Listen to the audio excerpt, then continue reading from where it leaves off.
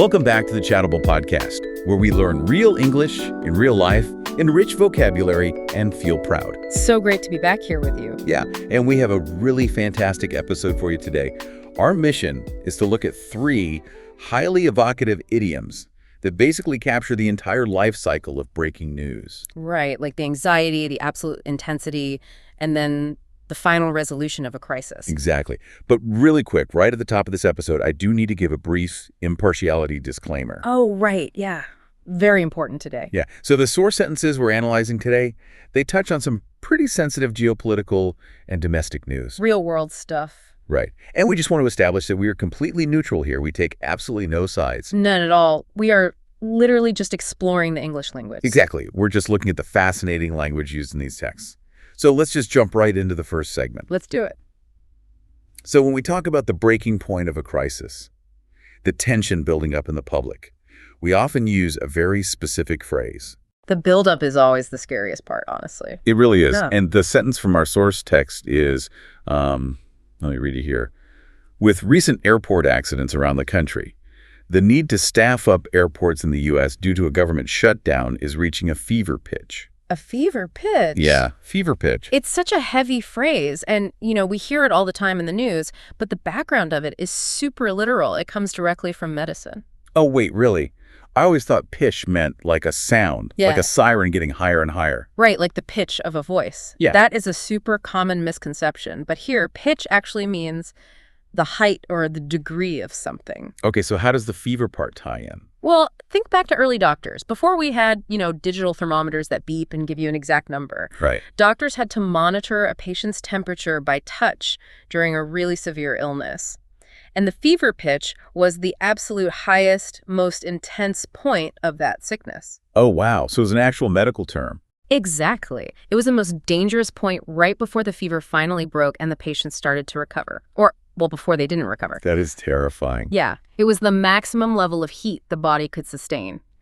So today, we use it metaphorically to describe when emotions or public panic hit that absolute maximum level. Okay, so it's like you think of a balloon.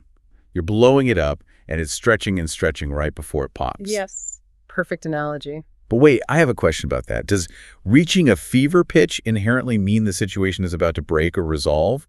Just like a real fever. That is a really great point. And yes, it basically implies that the current level of tension is totally unsustainable. Because a body can't just stay at its highest temperature forever. Right. Something has to give. Whether it's peaceful resolution or an absolute disaster, the situation is going to snap. Okay, so how should you, listening to this podcast right now, actually use this in real life? So you really only want to use it for high-tension, large-scale situations, like massive emotions. Like an election or the finals of a huge sporting event. Exactly. Actually, the source had a great example. It said the excitement among fans hit a fever pitch when Taylor Swift stepped onto the stage for her tour's opening night. Oh yeah, tens of thousands of people absolutely losing their minds. Right.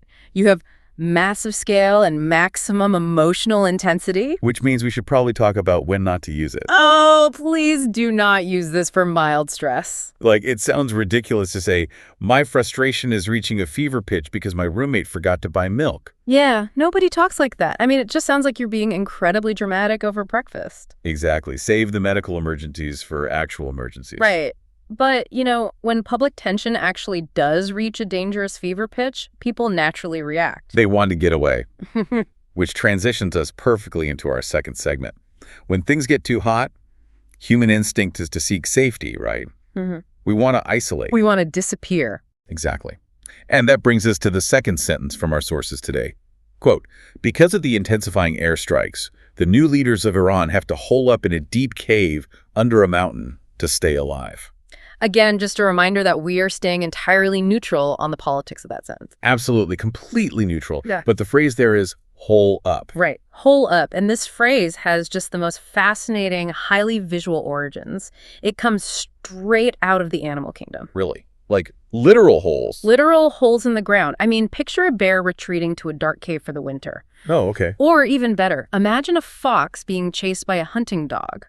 And the fox is exhausted, so it just dives into a burrow in the dirt to escape. Just to put the earth between itself and the danger. Exactly. It's a pure primal survival instinct. Okay, but I have some pushback here. Because there's a huge duality with this phrase. What do you mean? Well, how can a phrase that's used for terrifying, literal life or death survival like an airstrike or a fox fleeing a hound also be used for something totally cozy? Oh, I see where you're going with this. Right. Like, I might say I'm going to hole up in my room with a cup of tea to watch a movie because it's raining. Mm-hmm. That's totally voluntary and cozy. That is such a good observation. And the reason we do that is because the psychological mechanism is actually the exact same. Wait, reading a book is the same as fleeing a bomb? Well, no, the stakes are obviously different. But the act of shutting out the external world to regain control, that's the same. Ah, okay. So it's about building a barrier. Yes. Whether you are avoiding a literal predator or you're just trying to avoid distractions or bad weather, you are retreating to your burrow. Our sources actually had a really fun example of this voluntary isolation. The author one, right. Yeah. It noted that George R.R. Martin often logs off the internet and holes up in a remote mountain cabin to meet his strict publishing deadlines. Which is perfect. He's not running for his life, but he is desperately trying to escape the distractions of the modern world. He needs that extreme isolation. So for our listeners, it's totally fine to use hole up for extreme survival or just hiding in your office to finish a project. Yeah, it's super versatile. But there is one place you really shouldn't use it. Where's that? Formal business or diplomacy. Like, do not tell a client, let's hole up in the conference room to discuss the merger. Oh, gosh. Yeah, that sounds so shady. It really does. It sounds like you're plotting a bank heist, you know? It implies secrecy and hiding. It's way too informal. You'd probably want to say something like, let's gather in the conference room. Exactly. Gather or meet. Yeah. Leave the holes to the foxes. Fair enough. But, eventually you can't stay holed up forever. Right. You have to come out eventually. Yeah. After the immediate danger passes and you emerge from the cave, you look around, and usually there is a huge mess to clean up. A lot of behind-the-scenes work. Exactly.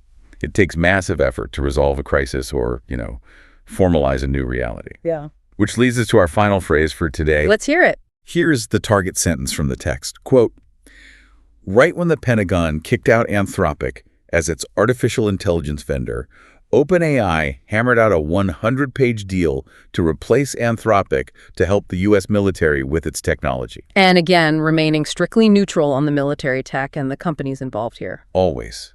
But the key phrase there is hammered out. Hammered out. This is such an evocative phrase. We've gone from medicine to animals, and now we are looking at ancient blacksmithing.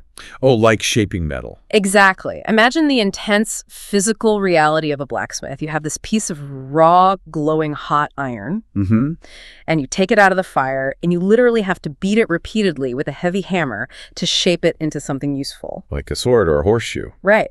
It requires just massive heat, total physical exhaustion, and so much repetition. I want to push this blacksmith analogy just a bit further, though. Okay, go for it. If two companies, like in our example, are hammering out a deal, does that imply that one side is the hammer and the other side is the iron getting beaten into submission? Oh, I love that question. And the answer is no, absolutely not. Okay, so then how does it work? The deal itself is the iron. Oh, the 100-page contract is the glowing hot metal on the anvil. Precisely. Both sides of the negotiation are holding hammers. Taking turns hitting it. Yeah.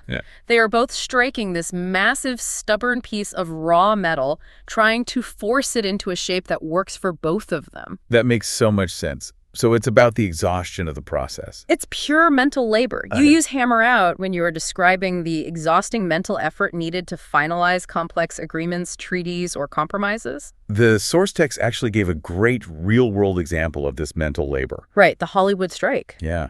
It mentioned the Writers Guild of America taking several exhausting days to hammer out a fair contract with Hollywood studios after months of strikes. Perfect usage. You have conflicting interests, massive complexity, and just sheer exhaustion. Which means we know exactly when not to use this phrase. Yeah, please don't use this for quick, simple decisions. Like deciding what to eat. You would never say, hey, honey, let's hammer out dinner plans. Are we doing pizza or tacos? It just sounds totally absurd. You are not forging raw iron in a fire to pick between pepperoni and guacamole. Right. You hammer out a peace treaty. You don't hammer out a taco order. Exactly. Match the phrase to the effort. Well, we have covered so much ground today. From the doctor's thermometer to the fox's burrow, all the way to the blacksmith's anvil. It really makes the language feel so much more physical, doesn't it? It really does. And I hope you, our listeners, take this with you. As you watch the news this week, listen for these phrases. Yeah, pay attention to the words reporters are choosing. When you hear them, recognize those physical origins. It makes the news so much more vivid. It really grounds all these abstract concepts into something you can almost touch. Absolutely. And honestly, I want to leave you with a final thought to mull over today as we wrap up. Okay, what is it? Well, we just looked at 3 huge modern concepts: a government shutdown, international airstrikes, and a cutting-edge artificial intelligence contract. Super modern, complex issues. Right. But isn't it incredibly fascinating how the English language uses our most primitive physical realities to describe them? Oh, I see what you mean. We use a biological illness like a fever, animal survival instincts like hiding in holes, and ancient manual labor like swinging a hammer. We are talking about AI and geopolitics, but we're still using the language of cavemen and blacksmiths. That is wild. No matter how advanced we get, our language is still just completely tied to human survival and physical labor. Exactly. It's just something to think about next time you read a headline. Well, that is our episode for today. Thank you so much for joining us on the podcast. We really hope you enjoyed it. Keep learning, keep listening, and we will see you next time. Goodbye. Bye, everyone.